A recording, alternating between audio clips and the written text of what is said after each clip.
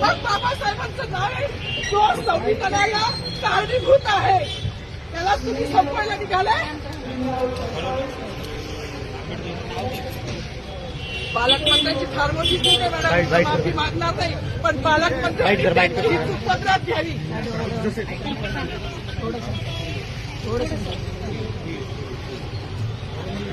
मला मीडियाशी घेणं नाही मॅडम, मला सस्पेंड केलं की वाळूचे गाड्या उपसी मी माती काम करीन, पण बाबासाहेबांची ओळख पुसून येणार मला सस्पेंड करायचं करू शकता.